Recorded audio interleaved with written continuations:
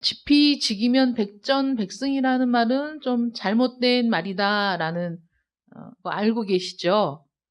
지피지기면 자기 자신을 알면 100번 싸워서 100번 이기는 것이 아니라 100번 싸워서 지진 않는다는 거죠. 지지 않는다. 그래서 자기 자신을 아는 일이 그만큼 중요하다라는 것을 강조한 말인데, 우리가 지난주에 이스라엘의 대제사장이 그 직무를 수행하기 위해서는 무지하거나 또는 죄를 짓거나 길을 벗어난 이들에게 동정심을 가질 수 있어야 한다. 왜냐하면 자기 자신도 역시 연약한 자이기 때문이다라고 말씀을 들었습니다.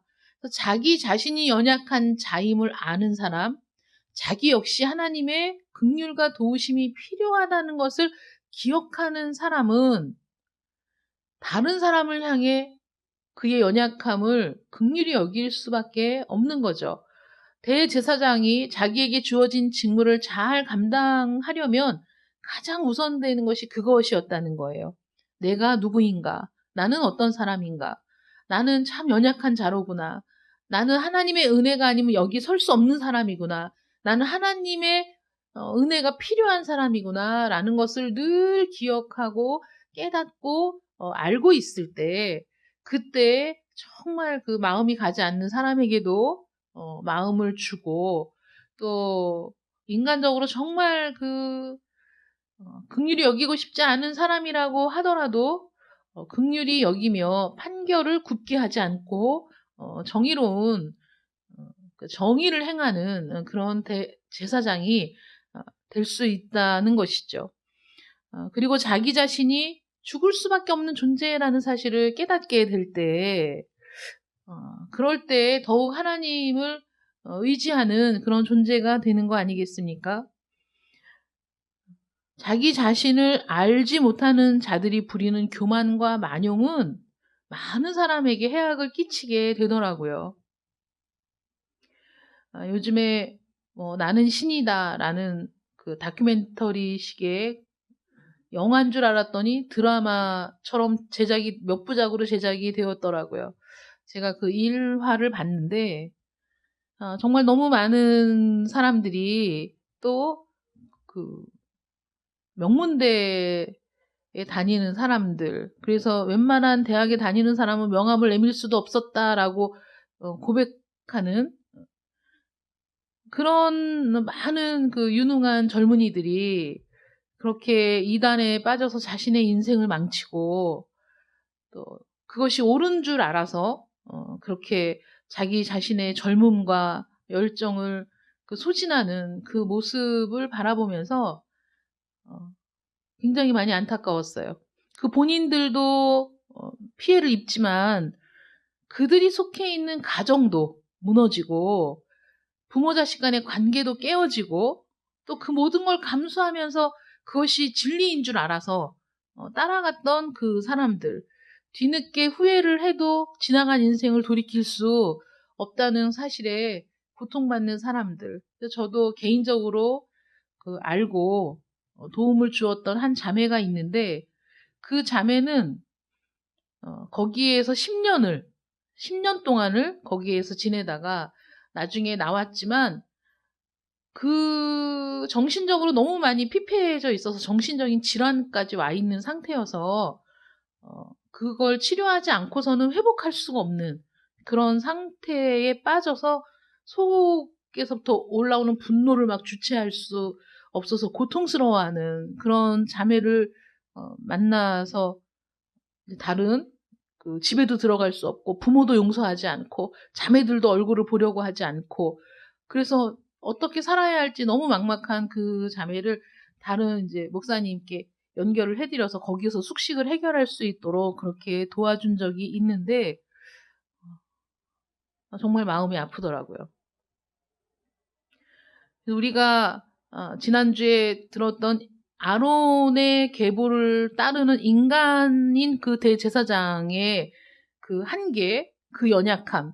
그러나 그와 반대로 그리스도인, 우리의 영원한 대제사장이신 그리스도는 죄가 없고 더러움에서 떠나 계시고 그리고 거룩하신 분이고, 그리고 자기 자신을 위해서는 희생 제물을 드릴 필요가 전혀 없으신 온전하신 분, 불멸의 생명의 능력을 따라 세워지신 분이라는 사실을 통해서 육체의 한계를 갖고 있는 아론의 계보를 따르는 대제사장과 그리스도 사이의 그 엄청난 간극을 우리가 발견하고 그분이 우리의 대제사장 되심에 대해서 우리가 참 감사를 드렸는데 하나님의 말씀을 똑같이 보면서도 그 그리스도를 발견하지 못하고 인간인 그 메시아를 따라가는 그들의 모습을 보면서 마음이 많이 안타까웠습니다.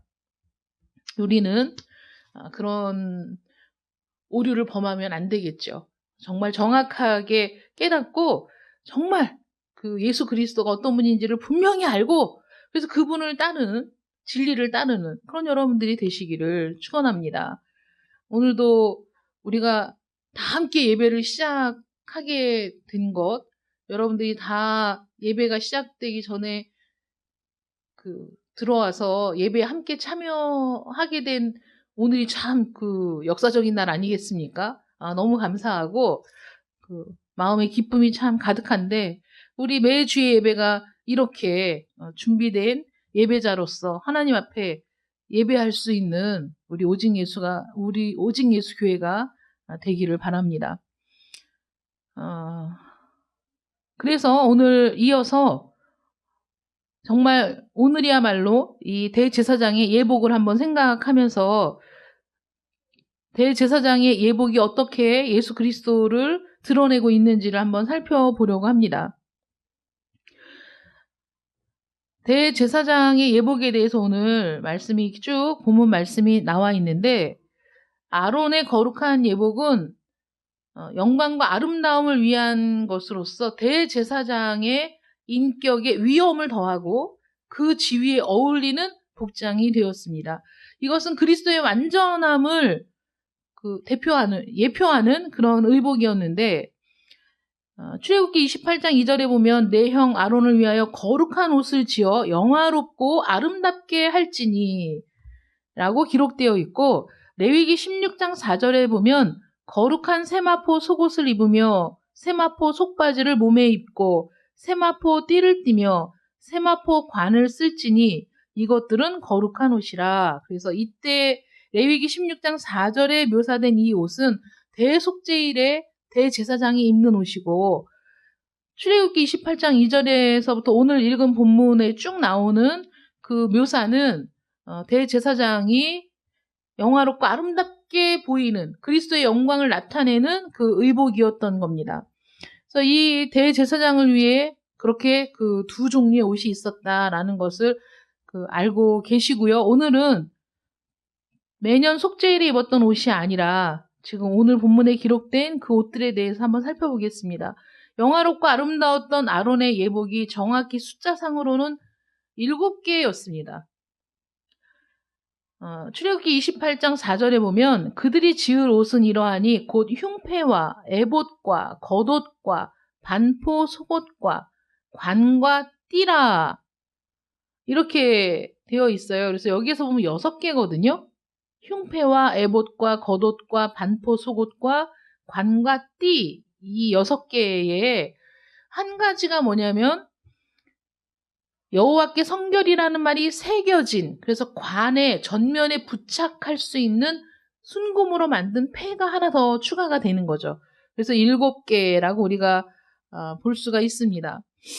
그래서 이 여호와께 성결이라고 새긴 것을 대제사장이 그 이마 그 관에 딱 붙이고 있었는데 이것은 대제사장이 오로지 하나님께 헌신되었다. 하나님께 드려졌다라는 것을 나타내고 있고요. 이 순금패가 거룩하시고 무해하고 더럽혀지지 않았던 죄인들로부터 온전히 구분된 거룩하신 우리 주 예수 그리스도를 드러낸다는 거죠. 우리 주님께서는 여호와께 성결하였고 또 이스라엘을 위해 간구하신 분이고 그들을 대신해서 하나님 앞에 제물이 되었던 분이 우리 주님이십니다. 우리가 지난번에 한번 들었던 말씀 기억하시나요? 우리가 그 설교 제목으로 드러냄과 나아감의 사이라는 제목으로 말씀을 우리가 나눈 적이 있습니다. 그래서 하나님께서 성막을 설명하실 때 지성소로부터 그 성막의 뜰까지 나오는 과정에 있는 모든 그 성물들에 대해서 우리가 함께 말씀을 나누었어요. 그래서 거룩하신 하나님이 스스로를 드러내지 않으시면 어느 누구도 하나님을 알 수 없죠. 우리의 지식의 한계, 인간의 한계로 하나님을 볼 수도 없고 하나님을 깨달을 수도 없는데 하나님이 친히 그 거룩한 지성소로부터 우리에게로 걸어 나와서 당신이 어떤 분인지를 보여주고 나타나고 계시하고 그래서 우리가 하나님을 알 수 있도록 그렇게 하셨습니다. 우리 주님은 이 땅에 오셨어요. 대제사장은 아론의 계보를 따르는 대제사장은 자신이 연약한 자라는 거, 자신이 죽음의 한계를 갖고 있는 자라는 사실을 기억해야만 했죠. 그런데 하나님은 죽으실 수 없는 분이시고 육체의 한계가 있으신 분도 아니시고 완전하신 분이시잖아요. 그 하나님께서 친히 연약한 육체를 입고 이 땅에 오신 것은 우리의 모든 연약함을 친히 체험하시고 공감하시고 더 깊이 헤아리시고 그래서 그 연약한 중에 오셨지만 죄를 짓지 아니하심으로 우리를 대신해서 죽으실 수 있는 분으로 이 땅에 오셨다는 거예요. 그래서 지성소로부터 거룩한 곳으로부터 하나님의 나라에서부터 이 땅에 내려오신 주님께서 반대로 그 번제단을 지나 그 놋바다를 지나서 그 다음에 다시 하나님께로 나아가는 그 길을 가셔서 우리가 지성소의 휘장이 찢어져 하나님 앞에 들어갈 수 있는 길을 열어주신 분이 우리 주 예수 그리스도시죠. 근데 그 사이에서 제사장이 있었다는 거예요. 그래서 이 제사장은 어떤 역할이냐? 인간의 입장에서는 하나님의 영광을 볼 수 있는, 하나님의 아름다움을 볼 수 있는 자로 세워진 겁니다. 왜 그 사이에 있어야 되느냐? 제사장이 인간이 하나님께 나아가다 보니 인간의 눈에 가장 드러나고 가장 확실하게 보여지는 것은 대제사장이었어요. 이 대제사장은 굉장히 아름다운 옷을 입고 있었다는 거죠. 그래서 그 대제사장의 모습을 보면서 하나님의 거룩하심과 하나님의 영광과 아름다움을 추측할 수 있다는 거예요. 예측할 수 있다는 거죠. 그래서 인간들의 눈에 보여진 대제사장은 영화롭고 아름답고 존귀해 보이는 거죠. 하나님이 그렇게 예복을 입히셨다는 거예요. 그래서 하나님의 아름다움과 영광을 맛볼 수 있도록 그것이 무엇인지를 좀 알 수 있도록 그렇게 대제사장을 이렇게 세우셨고요. 그 대신 대제사장이 하나님께 나아갈 때는 이스라엘 백성들을 대신해서 나아가는 거였어요.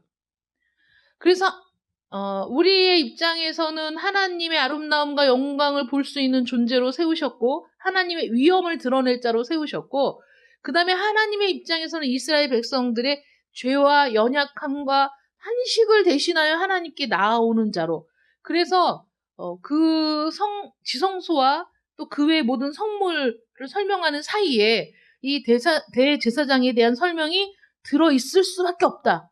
그런 구조일 수밖에 없다. 이건 하나님의 깊으신 안배라는 거죠. 이 성경이 기록된 순서가. 그래서 이 대제사장이 이마에 이 패를 두고 여호와께 성결이라고 붙인 이 패의 의미가 뭐냐. 우리 38절에 보면 이 패를 아론의 이마에 두어 그가 이스라엘 자손이 거룩하게 드리는 성물과 관련된 죄책을 담당하게 하라. 이렇게 말씀하셨어요. 그러니까 이스라엘 백성들을 대신해서 하나님 앞에 나아가는데 어떤 걸 대신합니까? 이스라엘 백성들이 드린 모든 예물, 제물, 희생제사 이 모든 것들을 가지고 하나님께서 받으시도록 하나님께 나아가잖아요. 제사장들이. 대제사장이 그 모든 것을 가지고 하나님 앞에 나아갈 때 이스라엘 백성들이 자기 딴에는 거룩하게 드린다고 생각한 모든 성물이 예배가 그 헌신이 완전한 것이 아니라 불완전하기 때문에 거기에 관련된 죄책을 담당하라고. 그래서 여호와께 성결이라는 것을 붙이고 앞으로 나아갈 때 하나님이 그것을 보시고 이스라엘 백성들이 드리는 모든 예배, 성물 이런 것들에서 발견되는 모든 불완전함, 또 그 거룩하지 않은 모든 부분들을 하나님이 받으신다는 거잖아요. 완전한 것처럼. 그러므로 대제사장이 이마에 붙인 그 순금패는 바로 그리스도를 상징한다는 거예요. 우리가 그리스도를 통해 하나님께 나아가고 하나님은 그리스도의 완전하심과 그의 거룩하심과 그의 온전하심을 보고 우리가 그리스도를 통해 드리는 예배를 받으시고 그리스도를 통해 드리는 예물을 받으시고 우리의 시간과 헌신을 받으신다는 거죠. 우리 주님이 우리의 모든 죄책을 감당하셨기 때문에 우리의 모든 죄책을 우리 주님이 다 짊어지셨기 때문에 우리 주님을 통해 하나님 우리를 받으신다. 그래서 우리가 예수님의 이름으로 기도하는 거고 예수의 피를 힘입어 하나님께 나아가는 거죠. 우리 주님이 이루신 일이 그거라는 거예요. 근데 예수님이 이 땅에 오시기 전에 메시아가 해야 할 일을 이스라엘이 목도하기 전에 그들은 어떻게 그 일들이 이루어질 것을 바라보고 그 일의 의미가 무엇인지를 알 수 있었습니까? 바로 대제사장을 보고 그의 의복을 보고 그의 이마에 붙여진 순금 그 패를 보고 그 모든 일들이 의미하는 바를 깨달을 수 있도록 하나님이 그렇게 만드셨다는 거예요. 하나님은 그의 성품에 합당한 것만을 받으시는데 우리의 섬김과 우리의 예배가 얼마나 불완전하고 오염되어 있는가. 지난주에 말씀드렸지만 여러분들이 이 자리에 앉아 있다고 해서 여러분들이 온전히 거룩하고 순결한 것을 이 시간에 하나님께 드리고 있는가? 여러분들의 생각은 전혀 오염되어 있지 않은가? 여러분들의 몸과 마음이 온전히 하나님께 드려지게 합당하게 거룩한가?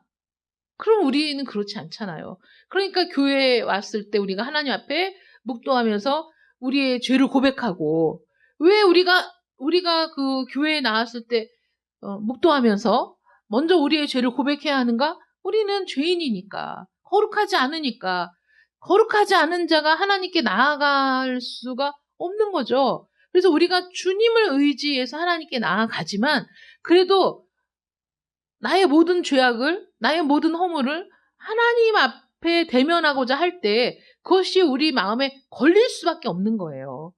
예수님을 의지하기는 하지만 내가 이렇게 죄인인데 내가 이렇게 세상에서 엉망진창으로 살았는데 죄를 짓든지 말든지 전혀 개의치 않고 살았는데 내가 거룩하신 하나님을 만난다고 생각하면 그 모든 시간들이 두렵고 그 모든 나의 모습들이 부끄럽고 그래서 하나님 앞에 우리의 죄를 먼저 고백하는 것이 지극히 당연한 일이다. 그래서 묵도할 때 우리의 죄를 고백하고 하나님께 예배를 드립니다. 그리스도의 의를 힘입어 하나님 앞에 예배를 드리는 거죠.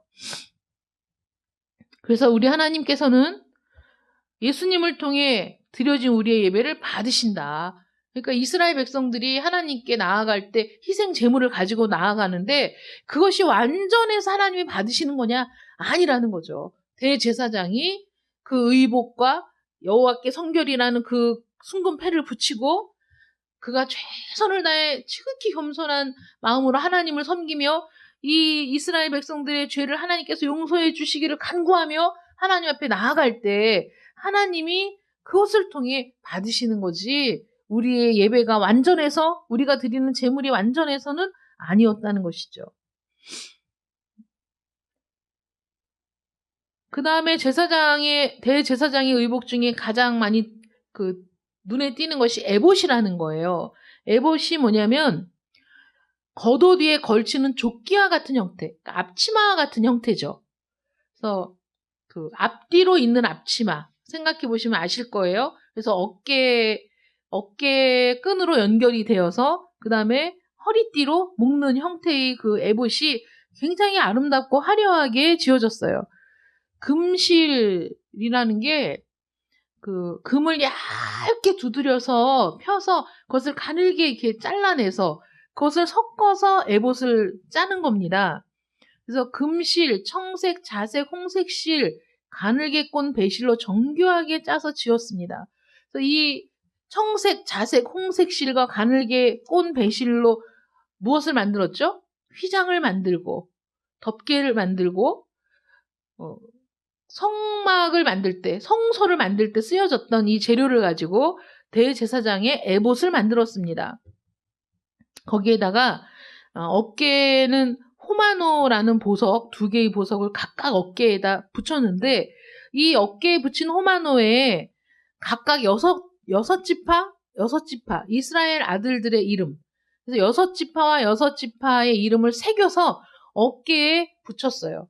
이걸 기념으로 삼았다. 그러니까 대제사장은 그 어깨에 이스라엘을 짊어지고 하나님께 나아가는 자입니다.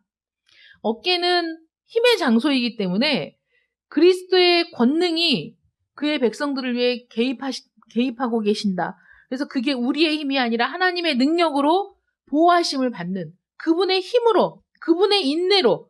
그래서 우리가 그분을 온전히 힘입어서 하나님께 나아갈 수 있다는 거죠. 우리 주님은 능히 우리를 끝날까지 지키실 수 있는 분이신 거예요. 그분의 2 어깨에 우리를 다 짊어지고 하나님께 나아가시는 분인 거죠. 그것을 대제사장의 옷을 보고 이스라엘 백성들이 저 2 어깨에 우리 지파의 이름이 들어가 있어. 말하자면 그 12지파는 이스라엘 백성 전체를 대표하는 거거든요. 그러니까 우리의 이름이 우리가 저 어깨에 얹어져 있어서 대제사장이 이 모든 일을 행하고 하나님 지성소로 나아갈 때 우리를 대신해서 우리를 대표해서 그 자리로 나아가고 있다는 사실을 이스라엘 백성들이 알게 된다는 거죠. 그리고 아름답게 짜여진 그 에봇 가슴에 흉패를 붙입니다. 이 흉패에는 12보석을 3개씩 4줄로 물려서 거기에 각각 이스라엘 아들들의 이름을 새겨 넣었다. 12지파의 이름을. 그래서 이 판결 흉패가 영원한 기념이 되게 했다. 하나님 앞에. 그러니까 우리를 영적 이스라엘이라고 부르는 것이 왜 그러냐면 우리는 믿음으로 모두 아브라함의 후손이 된 거예요. 그래서 그 예수 그리스도의 가슴에 이 흉패에 우리 모두가 있는 거예요. 우리의 이름이 그리스도 안에서 기념이 되는 겁니다. 잊혀지지 않아요. 보석에 새겼어요. 그리스도의 가슴에 그 보석에 우리의 이름을 새겨 넣어서 영원한 기념이 되게 했다. 그래서 이스라엘 백성들이 대제사장을 볼 때 다 알고는 있잖아요. 12개의 보석을 가슴에 달았는데 거기에 각각 그 지파의 이름을 달았습니다. 그것은 어떤 거냐면 12지파가 그 어느 지파도 뭐 먼저고 나중이고 빠지고 이게 아닌 거예요.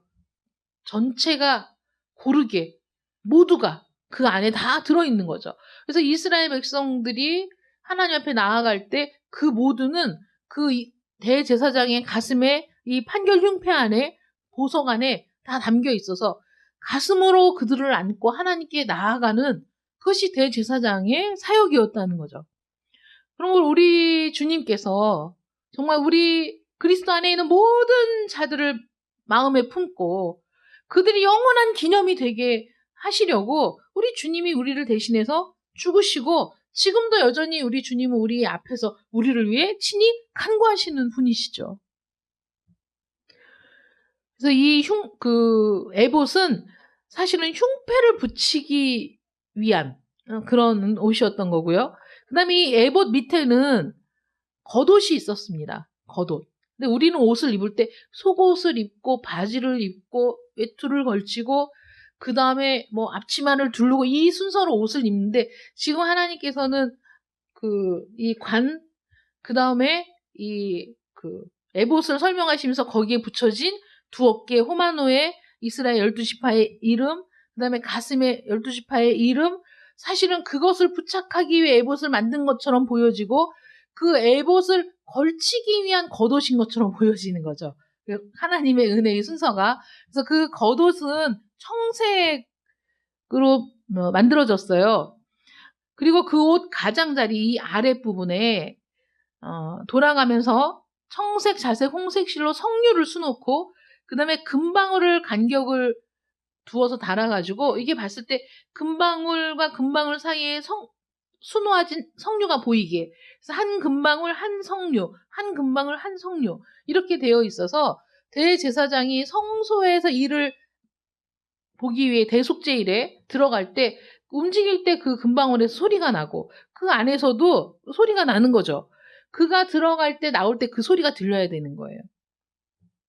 그러니까 하나님 앞에 나아가는 게 얼마나 두렵고 떨리는 일인지 아세요? 그 지성소에 들어갈 때 모든 이스라엘 백성들이 모여서 지켜보는 가운데 대제사장이 백성들을 위해 속죄하고, 그리고 하나님 앞에 들어갈 때 그 안에서 무슨 일이 일어나는지 모르지만 밖에 있는 이스라엘 백성들은 거기에서 움직이는 소리가 들리는 거죠. 그 금방울 소리가.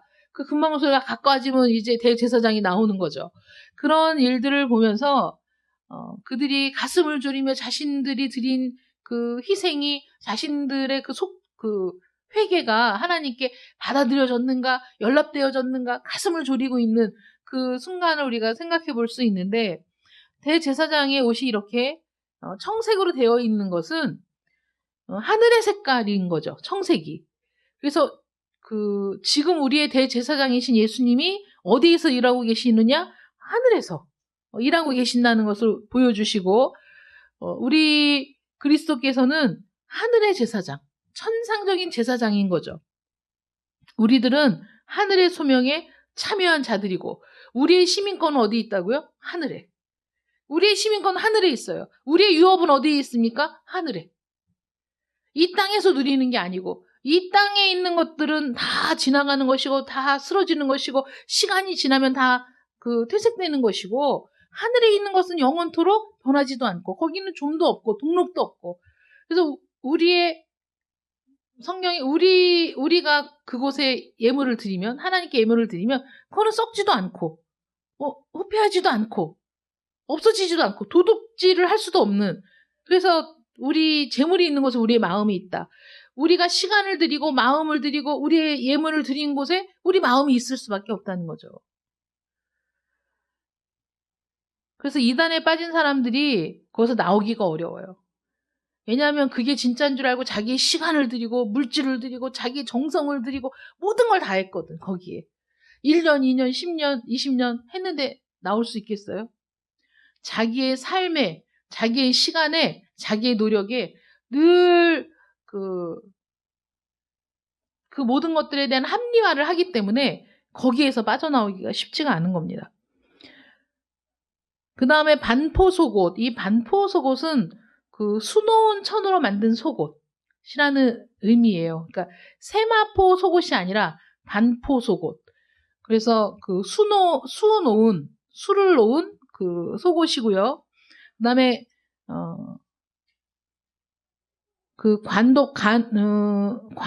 관은 배실로 만들었죠. 고운 세마포로.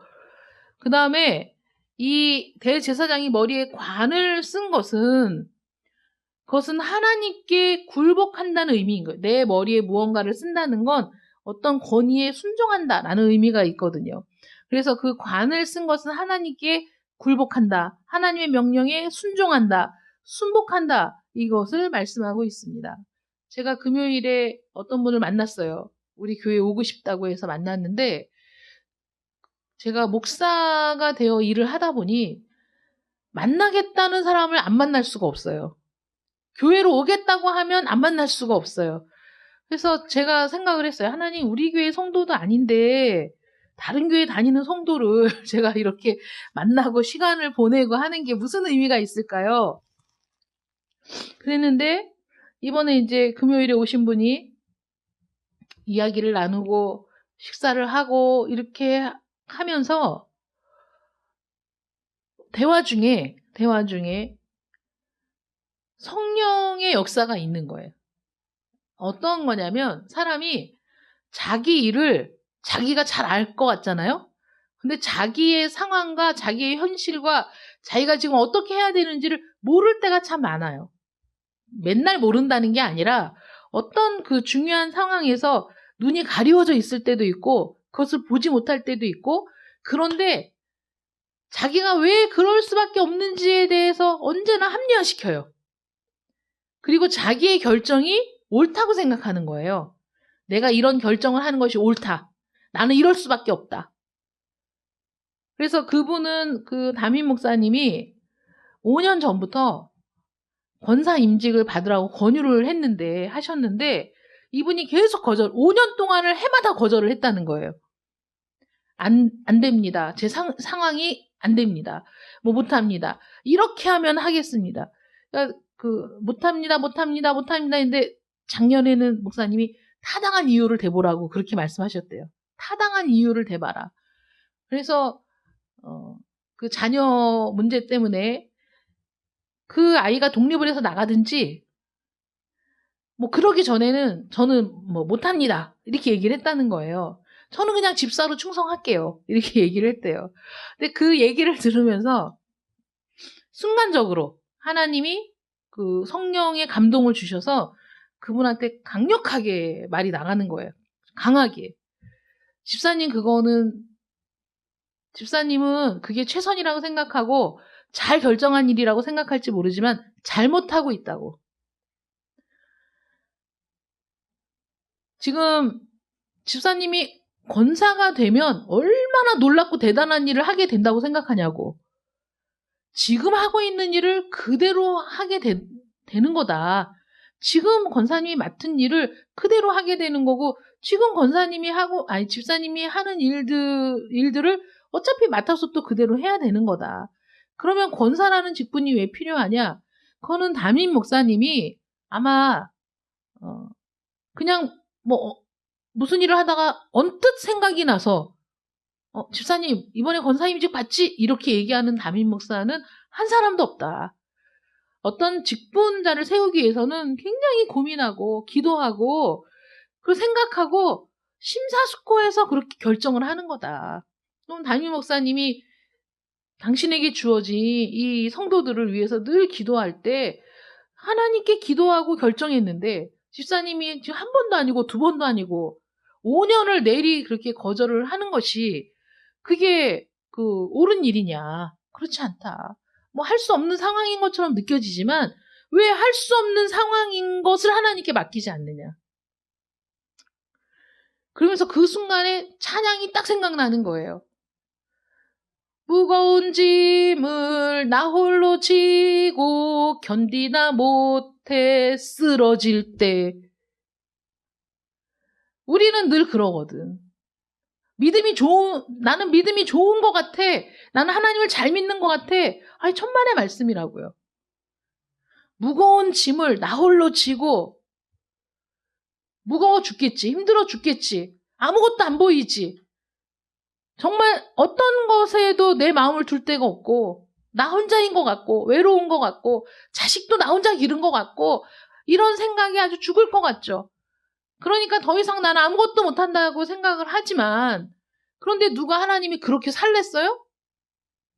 무거운 짐을 나 홀로 지고 견디다 못해 쓰러지도록 살라고 했냐고, 하나님이. 아니죠. 여러분, 우리 주님이 여러분들이 죽을 수밖에 없는 죄책을 짊어지고 대신 죽으셨잖아요.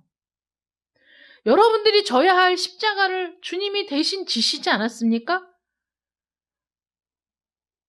그리고 수고하고 무거운 짐진 자들아, 다 내게로 오라. 내가 너희를 쉬게 하리라.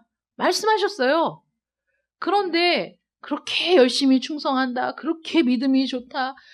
그리고 지금 내 상황에서 할 수 있는 최선이 이거라고 스스로를 합리화시키면서 그래. 그럼 그렇게 그냥 죽어가는 거지. 무거운 짐을 나 홀로 지고 견디다 못해 쓰러지는 거지 그냥. 그거는 하나님을 의지하는 삶이 아닌 거예요. 우리가 살아가면서 힘냅시다. 힘내세요. 화이팅!